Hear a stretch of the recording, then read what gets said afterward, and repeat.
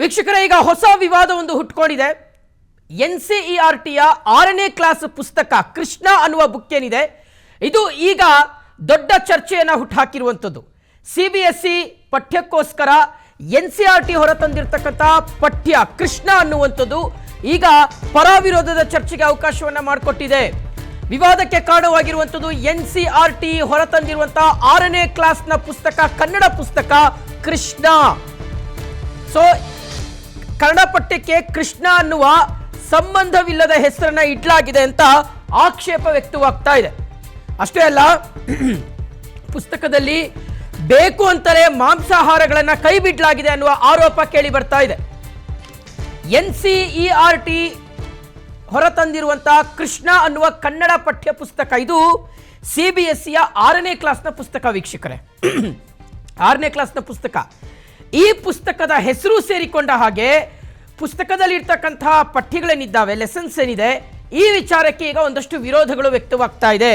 ಇದರಲ್ಲಿ ಸಂಬಂಧವೇ ಇಲ್ಲದೆ, ಕನ್ನಡ ಪಠ್ಯಕ್ಕೆ ಸಂಬಂಧವೇ ಇಲ್ಲದೆ ಕೃಷ್ಣ ಅನ್ನುವ ಪದವನ್ನು ಬಳಕೆ ಮಾಡಿದ್ದಾರೆ ಅನ್ನುವ ಒಂದು ಆರೋಪ ಮಾಡಲಾಗ್ತಾ ಇದೆ ಅಥವಾ ಆಕ್ಷೇಪ ವ್ಯಕ್ತಪಡಿಸಲಾಗ್ತಾ ಇದೆ. ಮಗದೊಂದು ಕಡೆ ಬೇಕು ಅಂತಲೇ ಮಾಂಸಾಹಾರಗಳನ್ನು ಕೈ ಬಿಡಲಾಗಿದೆ ಅನ್ನುವ ವಿಚಾರ. ಅಂದರೆ ಈಗ ಈ ಎಜುಕೇಷನ್ ಅಥವಾ ಈ ಪಠ್ಯಕ್ಕೂ ಸಹ ಎಲ್ಲೊಂದು ಕಡೆ ಈ ವಿವಾದ ಅನ್ನುವಂಥದ್ದು ಬಂದು ಅಂಟ್ಕೊಳ್ತಾ ಇರ್ತಕ್ಕಂಥದ್ದು ಇದೆಯಲ್ಲ, ಇದು ತೀವ್ರ ಚರ್ಚೆಗೆ ಅವಕಾಶವನ್ನು ಮಾಡಿಕೊಟ್ಟಿದೆ. ನೋಡಿ, CBSE ನ್ಯಾಷನಲ್ ಕೌನ್ಸಿಲ್ ಆಫ್ ಈ NCERT ಇದೆಯಲ್ಲ, ಇವರು national council of educational research and training ಅಂತ ನಾವು ಕರಿತೀವಿ. ಸೊ ಇವ್ರು ಏನು ಮಾಡ್ತಾರೆ ಅಂದರೆ, ಈ CBSE ಸೇರಿದ ಹಾಗೆ ಒಂದಷ್ಟು ಶಿಕ್ಷಣ ವಲಯಗಳಿಗೆ ಪಠ್ಯ ಪುಸ್ತಕಗಳನ್ನು ತಯಾರಿಸಿ ಕೊಡುವಂಥ ಒಂದು ಕೆಲಸವನ್ನು ಮಾಡ್ತಾರೆ. ಮತ್ತು ಇವರಿಗೆ ಈ ಪಠ್ಯ ಪುಸ್ತಕಗಳನ್ನು ತಯಾರಿಸುವ ವಿಚಾರದಲ್ಲಿ ಸಾಕಷ್ಟು ಖ್ಯಾತಿಯೂ ಸಹ ಇದೆ. ಸೊ ಇವರು ಸೂಚಿಸಿರ್ತಕ್ಕಂಥ ಅಥವಾ ಇವರು ಕೊಟ್ಟಿರ್ತಕ್ಕಂಥ ಪಠ್ಯಗಳನ್ನು ಬಹುತೇಕ ಶಿಕ್ಷಣ ವಲಯಗಳು ಅಂತಹ ಪಠ್ಯಗಳನ್ನು ಅವರು ಫಾಲೋ ಮಾಡ್ತಾರೆ. ಸೊ CBSEಯು ಸಹ ಅದೇ ಪಠ್ಯವನ್ನು ಫಾಲೋ ಮಾಡ್ತಾ ಇರ್ತಕ್ಕಂಥದ್ದು. ಈಗ 6ನೇ ಕ್ಲಾಸ್ನ ಕನ್ನಡ ಟೆಕ್ಸ್ಟ್ ಬುಕ್ ಏನಿದೆಯಲ್ಲ, ಆ ಟೆಕ್ಸ್ಟ್ ಬುಕ್ಗೆ ಕೃಷ್ಣ ಅನ್ನುವ ಹೆಸರನ್ನು ಇಟ್ಟು ಮತ್ತು ಅದರಲ್ಲಿ ಒಂದಷ್ಟು ಪಠ್ಯಗಳನ್ನೇನು ಇವರು ಆ್ಯಡ್ ಆನ್ ಮಾಡಿದ್ದಾರೆ ಅಥವಾ ಪಠ್ಯಗಳನ್ನೇನು ಇಟ್ಟಿದ್ದಾರೆ, ಅದು ಒಂದು ರೀತಿಗೆ ಚರ್ಚೆಗೆ ಅವಕಾಶವನ್ನು ಮಾಡಿಕೊಡ್ತಾ ಇದೆ. ಕನ್ನಡ ಪುಸ್ತಕದಲ್ಲಿ ಸಸ್ಯಾಹಾರ ವರ್ಸಸ್ ಮಾಂಸಾಹಾರದ ಗದ್ದಲವನ್ನು ಸೃಷ್ಟಿ ಮಾಡಲಾಗಿದೆ ಅನ್ನುವ ಆರೋಪ ಕೇಳಿ ಬರ್ತಾ ಇದೆ. ಸಮತೋಲನ ಆಹಾರ ಪಾಠದಲ್ಲಿ ಮೊಟ್ಟೆ, ಮೀನು, ಮಾಂಸದ ವಿಷಯಗಳೇ ಇಲ್ಲ. ಸಮತೋಲನ ಆಹಾರ ಅನ್ನುವ ಒಂದು ಪಾಠದಲ್ಲಿ ಮೊಟ್ಟೆ, ಮೀನು, ಮಾಂಸ, ಸೊ ಈ ರೀತಿಯಾದಂಥ ಆಹಾರ ವಿಚಾರಗಳನ್ನು ಅಲ್ಲಿ ಉಲ್ಲೇಖ ಮಾಡಿಲ್ಲ. ಮಾಂಸಾಹಾರವನ್ನು ಉದ್ದೇಶಪೂರ್ವಕವಾಗಿ ಕೈಬಿಟ್ಟಿದ್ದಾರೆ. NCERT ಪುಸ್ತಕ ಕೃಷ್ಣಗೆ ಕಾಂಗ್ರೆಸ್ ಸೇರಿದಂತೆ ಶಿಕ್ಷಣ ತಜ್ಞರು ವಿರೋಧವನ್ನು ವ್ಯಕ್ತಪಡಿಸ್ತಾ ಇದ್ದಾರೆ. ನೋಡಿ, ಮಾಜಿ ಶಿಕ್ಷಣ ಸಚಿವರಾಗಿರುವಂಥ ಮಧು ಬಂಗಾರಪ್ಪ ಅವರು ಸಹ ಈ ಪುಸ್ತಕವನ್ನು ವಾಪಸ್ ಪಡ್ಕೊಳ್ಬೇಕು, NCERT ಅಥವಾ CBSE ಏನಿದೆ ಈ ಪುಸ್ತಕವನ್ನೇ ಅವರು ಇನ್ಕ್ಲೂಡ್ ಮಾಡ್ಕೊಳ್ಬಾರ್ದು ಅನ್ನುವ ಒಂದು ವಿಚಾರವನ್ನು ಪ್ರಸ್ತಾಪ ಮಾಡಿದ್ದಾರೆ. ಆಹಾರದ ತಟ್ಟೆಯಲ್ಲೂ ಸಹ ರಾಜಕೀಯವನ್ನು ಹುಡುಕುವ ಪ್ರವೃತ್ತಿ ನಡೀತಾ ಇದೆ. ಪಠ್ಯ ಪುಸ್ತಕಕ್ಕೆ ಕೃಷ್ಣ ಅಂತ ಹೆಸರನ್ನು ಇಟ್ಟಿದ್ದು ಯಾಕೆ ಅನ್ನುವ ಪ್ರಶ್ನೆಯನ್ನು ಕೇಳ್ತಾ ಇದ್ದಾರೆ. NCERT 6ನೇ ಕ್ಲಾಸ್ ಕನ್ನಡ ಬುಕ್ ವಿರುದ್ಧ ಮಧು ಬಂಗಾರಪ್ಪ ಅವರು ಆಕ್ರೋಶವನ್ನು ಹೊರಹಾಕಿದ್ದಾರೆ. ಇವತ್ತು ಈ ವಿಚಾರಕ್ಕೆ ಸಂಬಂಧಪಟ್ಟಂತೆ ಅವರು ರಿಯಾಕ್ಟ್ ಮಾಡಿದ್ದಾರೆ. ವೀಕ್ಷಕರೇ, ಈಗ ನೋಡಿ, ಇಲ್ಲಿ ಸಮತೋಲನ ಆಹಾರ ಅನ್ನೋ ಒಂದು ಲೆಸನ್ ಇದೆ. ಇದರಲ್ಲಿ ಸಮತೋಲನ ಆಹಾರ ಅಂದರೆ ಎಲ್ಲವೂ ಇನ್ಕ್ಲೂಡ್ ಆಗಬೇಕು ಅಂತ, ಆದರೆ ಇದರಲ್ಲಿ ಮೊಟ್ಟೆ, ಮೀನು, ಮಾಂಸ ಈ ವಿಷಯಗಳನ್ನು ಇನ್ಕ್ಲೂಡ್ ಮಾಡಿಕೊಂಡಿಲ್ಲ ಅನ್ನುವ ವಿಚಾರ. ಮಗದೊಂದು ಕಡೆ ಉದ್ದೇಶಪೂರ್ವಕವಾಗಿಯೇ ಈ ಮಾಂಸಾಹಾರವನ್ನು ಕೈಬಿಟ್ಟಿದ್ದಾರೆ ಅಂತ. ಯಾಕಂದರೆ ಇದು ಒಂದು ಭಾಗ, ಜನರ ಒಂದು ಆಹಾರ ಪದ್ಧತಿಯಲ್ಲಿ ಮಾಂಸಾಹಾರವೂ ಸಹ ಒಂದು ಅವ್ರದ್ದೊಂದು ಆಹಾರ ಪದ್ಧತಿ. ಸೊ ಮಾಂಸಾಹಾರಿಗಳು ಇದ್ದಾರೆ, ಸಸ್ಯಾಹಾರಿಗಳು ಸಹ ಇದ್ದಾರೆ. ಅಂಥದ್ದಲ್ಲಿ ಬೇಕು ಅಂತಲೇ ಉದ್ದೇಶಪೂರ್ವಕವಾಗಿಯೇ ಮಾಂಸಾಹಾರವನ್ನು ಕೈ ಬಿಡಲಾಗಿದೆ ಸಮತೋಲನ ಆಹಾರ ಅನ್ನುವ ಪಠ್ಯದಲ್ಲಿ ಅನ್ನುವ ಒಂದು ವಿಚಾರವನ್ನು ಪ್ರಸ್ತಾಪ ಮಾಡ್ತಾ ಇದ್ದಾರೆ. ಮಗದೊಂದು ಕಡೆ ಕೃಷ್ಣ ಪುಸ್ತಕ ವಾಪಸ್ ಪಡ್ಕೊಳ್ಳೋದಕ್ಕೆ ಮಾಜಿ ಶಿಕ್ಷಣ ಸಚಿವ ಮಧು ಬಂಗಾರಪ್ಪ ಅವರು ಆಗ್ರಹಿಸಿದ್ದಾರೆ. ಯಾಕಾಗಿ ನೀವು ಈ ಎಜುಕೇಷನಲ್ಲೂ ಕೂಡ ಈ ಆಹಾರದ ತಟ್ಟೆಯಲ್ಲೂ ಸಹ ರಾಜಕೀಯ ಯಾಕೆ ಮಾಡ್ತೀರಿ ಅಂತ, ಪಠ್ಯಪುಸ್ತಕಕ್ಕೆ ಕೃಷ್ಣ ಅಂತ ಹೆಸರನ್ನ ಇಟ್ಟಿದ್ದು ಯಾಕೆ ಅನ್ನುವಂಥದ್ದು ಈಗಿರ್ತಕ್ಕಂಥ ದೊಡ್ಡ ಪ್ರಶ್ನೆ. ವೀಕ್ಷಕರೇ, ಆದರೆ ಇದಕ್ಕೆ ಈ NCERT ಆಲ್ರೆಡಿ ಒಂದು ಕ್ಲಾರಿಫಿಕೇಶನ್ ಅನ್ನು ಕೊಟ್ಟಿದೆ. ಅದು ಮುಂದಿನ ಹಂತಗಳಲ್ಲಿ ನಾನು ಹೇಳ್ತಾ ಹೋಗ್ತೀನಿ. NCERT 6ನೇ ಕನ್ನಡ ಬುಕ್ ಏನಿದೆ, ಇದ್ರ ವಿರುದ್ಧ ಈಗ ಮಧು ಬಂಗಾರಪ್ಪರು ಆಕ್ರೋಶವನ್ನು ವ್ಯಕ್ತಪಡಿಸ್ತಾ ಇದ್ದಾರೆ. ಅಷ್ಟೇ ಅಲ್ಲ, ನೀವು ವಾಪಸ್ ತಗೋಬೇಕು, ಈ ಬುಕ್ಕನ್ನೇ ವಾಪಸ್ ತಗೊಳ್ಳಿ ಅಂತ, ಕೃಷ್ಣ ಅನ್ನುವ ಪುಸ್ತಕವನ್ನೇ ನೀವು ವಾಪಸ್ ತಗೊಳ್ಳಿ ಅಂತ. ಅಂದರೆ ಇಲ್ಲಿ NCERT ಏನು ಹೇಳ್ತಾ ಇದೆ ಅನ್ನುವಂಥದ್ದು ಈ ವಿಚಾರಕ್ಕೆ ಸಂಬಂಧಪಟ್ಟಂತೆ NCERTಯು ಸಹ ಪ್ರತಿಕ್ರಿಯೆಯನ್ನು ಕೊಟ್ಟಿದೆ. ಆದಾಗ್ಯೂ ಸಹ ಇದು ವ್ಯಾಪಕ ವಿರೋಧಕ್ಕೆ ಕಾರಣ ಆಗ್ತಾ ಇದೆ. ಒಂದು, ಪುಸ್ತಕಕ್ಕೆ ಕೃಷ್ಣ ಅನ್ನುವ ಹೆಸರನ್ನು ಇಟ್ಟಿರುವಂಥದ್ದು. ಎರಡನೆಯದು ಇಲ್ಲಿ ಈ ಮಾಂಸಾಹಾರಗಳನ್ನ ಬೇಕು ಅಂತಾನೆ ಕೈ ಬಿಡಲಾಗಿದೆ. ಈ ಸಮತೋಲನ ಆಹಾರ ಅನ್ನುವ ಪಾಠದಲ್ಲಿ ಮಾಂಸಾಹಾರವನ್ನ ಬೇಕು ಅಂತಲೇ ಕೈ ಬಿಡೋದರ ಮುಖೇನ ಇಲ್ಲಿ ರಾಜಕೀಯಗೊಳಿಸಲಾಗ್ತಾ ಇದೆ. ಎಜುಕೇಷನಲ್ಲೂ ಸಹ ರಾಜಕೀಯವನ್ನು ತರುವ ಪ್ರಯತ್ನ ಅಥವಾ ಆಹಾರದ ತಟ್ಟೆಯಲ್ಲೂ ಸಹ ರಾಜಕೀಯ ಹುಡುಕುವ ಪ್ರಯತ್ನವನ್ನ ಮಾಡಲಾಗ್ತಾ ಇದೆ ಅನ್ನುವ ಒಂದು ಆರೋಪ ಈಗ ಶಿಕ್ಷಣ ತಜ್ಞರಾಗಿರಬಹುದು ಅಥವಾ ಕಾಂಗ್ರೆಸ್ ನಾಯಕರಾಗಿರ್ಬೋದು ಅಥವಾ ಒಂದಷ್ಟು ಜನ ಚಿಂತಕರು ಇರ್ತಕ್ಕಂಥವ್ರು ಅಥವಾ ಹೋರಾಟಗಾರರು ಇದಕ್ಕೆ ಸಂಬಂಧಪಟ್ಟಂತೆ ತಮ್ಮ ಅಭಿಪ್ರಾಯವನ್ನು ವ್ಯಕ್ತಪಡಿಸ್ತಾ ಇದ್ದಾರೆ. CBSEಯ ಕನ್ನಡ ಪುಸ್ತಕ 6th ಕ್ಲಾಸ್ನ ಪುಸ್ತಕ, ಕನ್ನಡ ಟೆಕ್ಸ್ಟ್ ಬುಕ್, ಅದಕ್ಕೆ ಕೃಷ್ಣ ಅಂತ ಹೆಸರನ್ನು ಇಡಲಾಗಿರ್ತಕ್ಕಂಥದ್ದು. ಸೊ ಈ ವಿಚಾರ ಈಗ ವ್ಯಾಪಕ ಆಕ್ರೋಶಕ್ಕೆ ಮತ್ತು ವಿರೋಧಕ್ಕೆ ಕಾರಣ ಆಗ್ತಾ ಇದೆ.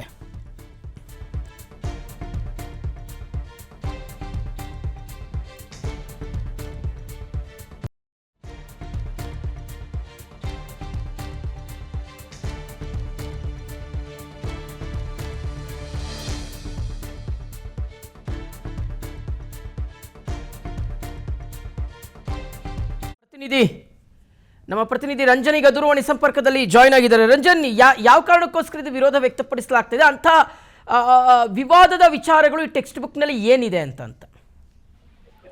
ಶಿವಶಂಕರ್ ಖಂಡಿತವಾಗಿ ಕೂಡ ಏನು NCERTಯ 6ನೇ ಕ್ಲಾಸ್ ಕನ್ನಡ ಬುಕ್ ವಿರುದ್ಧ ಈಗಾಗಲೇ ಶಿಕ್ಷಣ ತಜ್ಞರ ಜೊತೆಗೆ ಶಾಲಾ ಶಿಕ್ಷಣ ಸಂಸ್ಥೆಗಳು ಕೂಡ ಆಕ್ರೋಶವನ್ನ ಹೊರಹಾಕಿರುವಂತದ್ದು. NCERT ಕೃಷ್ಣ ಅನ್ನುವಂತ ಹೆಸರನ್ನು ಹಾಕಿರುವುದಕ್ಕೆ ಸದ್ಯ ಪ್ರಶ್ನೆ ಮಾಡಲಾಗ್ತಿದೆ. ಒಂದ್ ಕಡೆಯಿಂದಾಗಿ ಪಠ್ಯದಲ್ಲಿ ಮಾಂಸಾಹಾರದ ವಿಚಾರವಾಗಿ ಕೂಡ ಉಲ್ಲೇಖವನ್ನು ಮಾಡಲಾಗಿದೆ. ಇದರಿಂದಾಗಿ ಬಹಿಷ್ಕಾರಕ್ಕೆ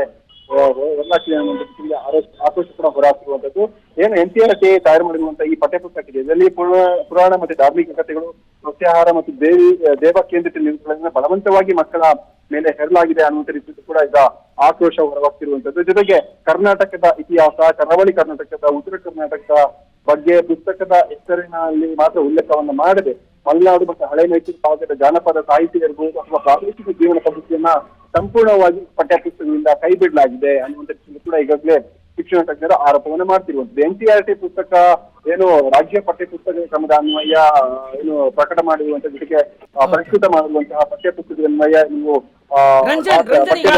ಸಾರಿ ಫಾರ್ ಇಂಟರಪ್ಷನ್ ರಂಜನ್. ಅಂದ್ರೆ ಈಗ NCERT ಸುಮಾರು ವರ್ಷಗಳಿಂದಲೂ ಸಹ ಪಠ್ಯಪುಸ್ತಕಗಳನ್ನ ಒದಗಿಸುವ ಕೆಲಸವನ್ನ ಮಾಡ್ಕೊಂಡ್ ಬಂದಿರತಕ್ಕಂಥದ್ದು. CBSE ಸೇರಿದ ಹಾಗೆ ಒಂದಷ್ಟು ಶಿಕ್ಷಣ ವಲಯಗಳು ಅವರದ್ದೇ ಟೆಕ್ಸ್ಟ್ ಬುಕ್ಸ್ ಅನ್ನ ಫಾಲೋ ಅಪ್ ಮಾಡ್ತಾ ಇದ್ದಾರೆ ಅಥವಾ ಫಾಲೋ ಮಾಡ್ತಾ ಇದ್ದಾರೆ. ಸೊ ಇದಕ್ಕೆ ಈ ವಿಚಾರಕ್ಕೆ ಸಂಬಂಧಪಟ್ಟಂತೆ NCERT ಏನಾದ್ರು ಪ್ರತಿಕ್ರಿಯೆ ಕೊಟ್ಟಿದೆ ಇಷ್ಟು ವಿರೋಧ ವ್ಯಕ್ತವಾದ ಬಳಿಕವೂ ಕೂಡ? ಇಲ್ಲ, ಸದ್ಯಕ್ಕೆ ಈಗಾಗಲೇ ಈ ವಿಚಾರವಾಗಿ ಇದು ಮಾಜಿ ಸಚಿವರಂತ ಮಧು ಬಂಗಾರಪ್ಪನವರು ಈಗಾಗಲೇ NCERTಗೆ ನೇರವಾಗಿ ಪಠ್ಯ ಬದಲಾಯಿಸಿ ಅನ್ನುವಂಥ ಈಗ ಪತ್ರ ಬರೆದಿದ್ದಾರೆ. ಆದ್ರೆ ಇಲ್ಲಿ ಸಿಂಪಲ್ ಆಗಿ ಹೇಳ್ಬೇಕಂತ ಹೇಳಿದ್ರೆ ಇನ್ನು ಮಕ್ಕಳಿಗೆ ರಾಜಕೀಯ ಮತ್ತು ಸಾಂಸ್ಕೃತಿಕ ಹೇರಿಕೆಯ ಅಸ್ತ್ರಗಳನ್ನಾಗಿ ಪರಿವರ್ತಿಸಲಾಗ್ತಿದೆ ಅನ್ನುವಂಥ ನಿಟ್ಟಿನಲ್ಲಿ, ಜೊತೆಗೆ ಕರ್ನಾಟಕದ ಸಾಂಸ್ಕೃತಿಕ ಮತ್ತು ಸಾಮಾಜಿಕ ವೈವಿಧ್ಯತೆ ಯಾವುದೇ ಒಂದು ಪಾಠ ಇಲ್ಲಿ ಇಲ್ಲ ಅನ್ನುವಂಥ ನಿಟ್ಟಿನಲ್ಲಿ ಆಕ್ರೋಶ ಹೊರ ಹಾಕಿರುವಂತದ್ದು. ಒಂದ್ ಕಡೆಯಿಂದಾಗಿ ಕರ್ನಾಟಕದ ಮಕ್ಕಳಿಗೆ ಕನ್ನಡದಲ್ಲಿ ಕಲಿಯುವ ಸಂದರ್ಭದಲ್ಲಿ ಕರ್ನಾಟಕದ ವಿವಿಧತೆ ಜೊತೆಗೆ ಕರ್ನಾಟಕದ ವೈವಿಧ್ಯದ ಬಗ್ಗೆ ಅವರು ತಿಳ್ಕೊಳ್ಬೇಕಾಗಿದ್ದು, ಕರ್ನಾಟಕದ ಧಾರ್ಮಿಕ ವಿಚಾರಗಳ ಬಗ್ಗೆ ಅವರಿಗೆ ಜ್ಞಾನ ಮೂಡಿಸಬೇಕಾಗಿದ್ದು ಪ್ರಥಮ.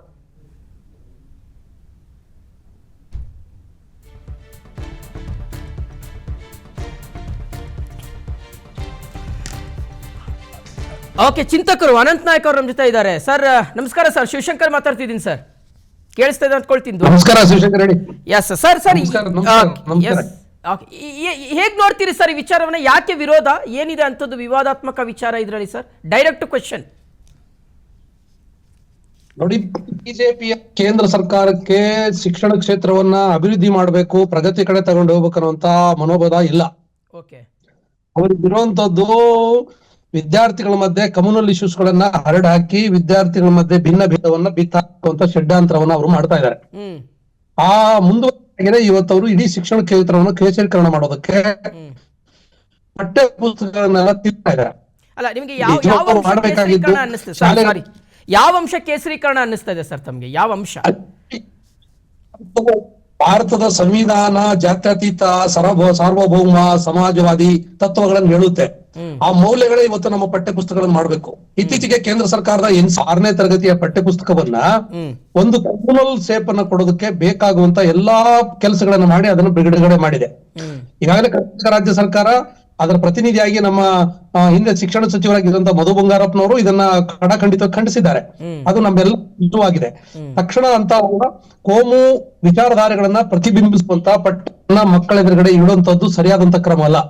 ಮಕ್ಕಳ ಬಾಳವೆಯನ್ನ, ಸಹೋದರತ್ವವನ್ನ, ಭಾವೈಕ್ಯತೆಯನ್ನ ನಾವಿವತ್ತು ಬಿತ್ತಬೇಕಾಗಿದೆ. ಯಾವುದೇ ಒಂದು ಕೋಮನ್ನ ಉತ್ತೇಜಿಸುವಂತ ಈ ತರದ ಪಠ್ಯಗಳನ್ನು ಬಿತ್ತಿದ್ರೆ ನಾಳೆ ದೇಶ ಎಲ್ಲಿಗೆ ಹೋಗ್ತದೆ?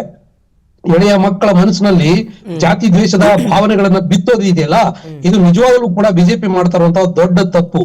ಬಿಜೆಪಿ ಮತ್ತು ಅದರ ಸಂಘ ಪರಿವಾರದ ಜನ ಅರ್ಥ ಮಾಡ್ಕೊಂಡು ತಕ್ಷಣಕ್ಕೆ ಆ ಪಠ್ಯವನ್ನ ವಾಪಸ್ ತಗೊಳ್ಬೇಕಂತೇಳಿ ನಾವು ಒತ್ತಾಯವನ್ನು ಮಾಡ್ತಾ ಇದ್ದೇವೆ. ಓಕೆ, ಅನಂತ್ ನಾಯ್ಕ್ ಸರ್, ಈಗ ಅಲ್ಲಿ ಕೃಷ್ಣ ಅನ್ನೋ ಹೆಸರನ್ನ ಇಟ್ಟಿದ್ದಾರೆ ಅನ್ನೋ ಕಾರಣಕ್ಕೋಸ್ಕರ ತಮ್ಮ ವಿರೋಧ ಇದೆಯೋ, ಅಥವಾ ಈ ಆಹಾರ ಸಮತೋಲನ ಅನ್ನುವ ಪಠ್ಯದಲ್ಲಿ ಒಂದಷ್ಟು ವಿಚಾರಗಳನ್ನ ಕೈ ಬಿಟ್ಟಿದ್ದಾರೆ ಅನ್ನುವ ವಿಚಾರಕ್ಕೆ ಸಂಬಂಧಪಟ್ಟಂತೆ ತಮ್ಗೆ ವಿರೋಧ? ನೋಡಿ, ವೈದ್ಯಕೀಯ ಶಾಸ್ತ್ರ ಹೇಳ್ತದೆ ಆಹಾರ, ಮಾಂಸಾಹಾರವು ಕೂಡ ಬಹಳ ಶ್ರೇಷ್ಠವಾಗಿರುವಂತದ್ದು, ಸಸ್ಯಾಹಾರವು ಕೂಡ ಬಹಳ ಶ್ರೇಷ್ಠವಾಗಿರುವಂತದ್ದು.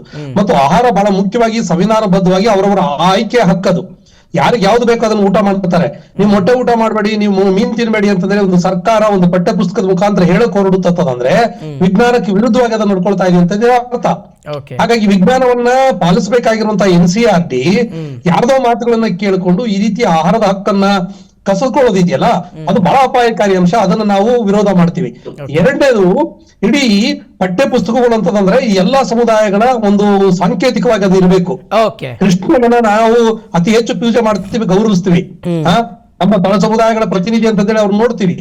ಹಾಗಂತಂದೇಳಿ ನಾವು ಅದನ್ನ ಒಂದು ಪಠ್ಯ ಪುಸ್ತಕದ ಟೈಟಲ್ ಮಾಡೋದ್ರ ಮುಖಾಂತರ ಏನ್ ಸಂದೇಶ ಕೊಡಕ್ ಹೊರಟಿದೀವಿ ಅನ್ನೋದು ಬಹಳ ಮುಖ್ಯ ಆಗುತ್ತೆ. ಇಲ್ಲಿವರೆಗೂ ಕನ್ನಡದಲ್ಲಿರುವಂತಹ ಪಠ್ಯ ಏನು? ಕನ್ನಡ ಸಿರಿ, ಕನ್ನಡ ಜನಪದ, ಕನ್ನಡ ಅಸ್ಮಿತೆ, ಈ ತರದ್ದೆಲ್ಲವನ್ನೂ ನಾವು ಓದಿದೀವಿ. ಕನ್ನಡ ಭಾಷೆ, ನೆಲದ ಸಂಸ್ಕೃತಿಯನ್ನ ಬಿಂಬಿಸುವಂತದ್ದು ಮಾಡ್ಬೇಕು ಹೊರತಾಗಿ ವ್ಯಕ್ತಿಗತವಾಗಿ ಯಾವ್ದೋ ಒಂದು ಸಮುದಾಯವನ್ನ ಟಾರ್ಗೆಟ್ ಮಾಡಿ ಈ ತರ ಪಠ್ಯ ತರೋದಿದೆಯಲ್ಲ, ಅಪಾಯಕಾರಿಯಾದಂತಹ ನಿರ್ಧಾರ ಇದು. ಕೇಂದ್ರ ಸರ್ಕಾರ ಶಿಕ್ಷಕರ ನೇಮಕಾತಿ ಬಗ್ಗೆ ಅದಕ್ಕೆ ಕಾಳಜಿ ಇಲ್ಲ, ಶಾಲೆಗಳ ಮೂಲಭೂತ ಸೌಲಭ್ಯ ಕೊಡೋದಕ್ಕೆ ಅದಕ್ಕೆ ಕಾಳಜಿ ಇಲ್ಲ. ಶಿಕ್ಷಣ ಕ್ಷೇತ್ರಕ್ಕೆ ತನ್ನ ಬಜೆಟ್ ಇನ 0.23 ಅಷ್ಟೇ ಬಜೆಟ್ ಅನ್ನು ಅದು ಕೊಟ್ಟಿದೆ. ಶಿಕ್ಷಣಕ್ಕೆ ಬಜೆಟ್ ಕೊಡೋದಕ್ಕೆ ಆಗ್ತಾ ಇಲ್ಲ. ಆದ್ರೆ ಈ ತರದ ಕೇಸರೀಕರಣ ಕಮಲಲು ಮಾಡುವಂತ ಕೆಲಸವನ್ನು ಮಾತ್ರ ಬಹಳ ವೇಗವಾಗಿ ಅದು ಮಾಡ್ತಾ ಇದೆ. ಒಪ್ಕೊಳ್ತೀನಿ. ಆದ್ರೆ NCERT ಇದಕ್ಕೆ ಸಂಬಂಧಪಟ್ಟಂತ ಒಂದು ಕ್ಲಾರಿಫೈ ಮಾಡಿದೆ ಸರ್. ಈ ಕೃಷ್ಣ ಅನ್ನುವ ಹೆಸರೇನಿದೆಯಲ್ಲ ಸರ್, ಅದು ಕರ್ನಾಟಕದಲ್ಲಿ ಹರಿತಾ ಇರ್ತಕ್ಕಂಥ ನದಿಯ ಹೆಸರು ಅಂತ. ನಾವು ಬಹುತೇಕ ಟೆಕ್ಸ್ಟ್ ಬುಕ್ ಗಳಿಗೆ ನದಿಯ ಹೆಸರನ್ನ ಇಟ್ಕೊಂಡಿದೀವಿ. ಈ ಹಿಂದೆ ಗಂಗೆ ಅನ್ನೋ ಹೆಸರನ್ನ ಇಟ್ಟಿದ್ದೀವಿ, ಹಿಂದಿ ಟೆಕ್ಸ್ಟ್ ಬುಕ್ ಗೆ ಗಂಗೆ ಅನ್ನೋ ಹೆಸರನ್ನ ಇಟ್ಟಿದ್ದೀವಿ, ಜಮುನಾ ಅನ್ನೋ ಹೆಸರನ್ನ ಇಟ್ಟಿದ್ದೀವಿ. ಇದ್ರಲ್ಲಿ ತಕರಾರು ಯಾಕೆ ಅನ್ನುವಂಥದ್ದು NCERT ಯ ವಾದ. ಇಲ್ಲಿ NCERT ಏನ್ ಮಾಡ್ಬೇಕು ಅದನ್ನ ಮಾಡದೆ ಈ ತರದ್ ಮಾಡಿರೋದ್ರಿಂದ ಏನೋ ಅನಗತ್ಯವಾದಂತಹ ಸ್ಪಷ್ಟನೆಗಳನ್ನು ಕೊಡ್ತಾ ಇದೆ. ಆ ಸ್ಪಷ್ಟನೆಗೆ ಯಾವುದೇ ವೈಜ್ಞಾನಿಕವಾದಂತಹ ತಳಹದಿ ಇಲ್ಲ. ಹಾಗಾಗಿ ಅವ್ರ ಉದ್ದೇಶವೇ ವಿದ್ಯಾರ್ಥಿಗಳ ಮಧ್ಯೆ ಧರ್ಮ ದ್ವೇಷವನ್ನ ಬಿತ್ತುವಂತದ್ದು. ಅದು ಸರಿಯಾದಂತ ಕ್ರಮ ಅಲ್ಲ. ಓಕೆ, ಆಮೇಲೆ ಕೃಷ್ಣ ಅನ್ನುವ ವಿಚಾರ ವಾಪಸ್ ತಗೊಳ್ಬೇಕು. ನೀವು ಯಾವ ಧರ್ಮ, ಯಾವ ದೇವರು, ಯಾರನ್ನ ಪೂಜೆ ಮಾಡ್ಬೇಕು ಅನ್ನೋದನ್ನ ನಮ್ಮ ಮನೆಗಳಲ್ಲಿ ತಂದೆ ತಾಯಿ ಬಂಧು ಬಳಗ ಅದನ್ನ ಹೇಳ್ಕೊಡ್ತಾರೆ. ನಿಮ್ ಕೆಲಸ ಏನು? ಸರ್ಕಾರ ಮಾಡ್ಬೇಕಾಗಿರೋದು, ಕೇಂದ್ರ ಸರ್ಕಾರ ಮಾಡ್ಬೇಕಾಗಿರೋದನ್ನ ಮಾಡೋದನ್ನ ಬಿಟ್ಟು ಇನ್ಯಾವುದೋ ಬೇರೆದನ್ನ ಮಾಡ್ತಾ ಇದೆಯಲ್ಲ, ಅದನ್ನ ಯಾರು ಒಪ್ಪಕ್ಕಾಗಲ್ಲ. ಓಕೆ, ಆಮೇಲೆ ಈ ಕೃಷ್ಣ ಅನ್ನುವ ವಿಚಾರ ನೋಡಿದೀನಿ, ಶಾಲೆಗಳಿಗೆ ಬಿಲ್ಡಿಂಗ್ ಇದೆಯಾ, ಟೀಚರ್ಸ್ ಇದಾರಾ ನೋಡ್ರಿ. ಇಡೀ ಶಾಲೆಗಳಲ್ಲಿ ಅತಿಥಿ ಶಿಕ್ಷಕರುಗಳಿಂದ ನಡೀತಾ ಇದೆ. ಕೇಂದ್ರ ಸರ್ಕಾರದ ಸರ್ವ ಶಿಕ್ಷಾ ಅಭಿಯಾನ ಯೋಜನೆಯನ್ನ UPA ಸರ್ಕಾರ, ಕಾಂಗ್ರೆಸ್ ಸರ್ಕಾರ ತಂದಿತ್ತು. ನಮ್ಮ ಸರ್ಕಾರ ತಂದಿದ್ದಂತ ಯೋಜನೆಗೆ ಇವತ್ತು ಕೇಂದ್ರ ಬಿಜೆಪಿ ಸರ್ಕಾರ ದುಡ್ಡು ಕೊಡೋದಕ್ಕೆ ಆಗ್ತಾ ಇಲ್ಲ. ಅದರಿಂದ ಅಷ್ಟು ಅಧೋಗತಿಗೆ ಶಿಕ್ಷಣ ಕ್ಷೇತ್ರವನ್ನು ತಳ್ಳಿದೆ. ಅದನ್ನ ಮಾಡೋದನ್ನು ಬಿಟ್ಟು ಇದೇನೋ ಹೇಳ್ತಾರಲ್ಲ, ಮಾಡೋದನ್ನ ಬಿಟ್ಟು ಅದೇನೋ ಭತ್ತ ಕುಟ್ಟೋದಂತ ಗಾದೆ ಹೇಳ್ತಾರಲ್ಲ, ಆ ತರ ಆಯ್ತು ಇವ್ರದ್ದು. Okay sir, yes sir, thank you Anant Naik ಅವರೇ, thank you PNS Vistara news ಜೊತೆಗೆ ಮಾತಾಡಿದ್ದಕ್ಕೆ.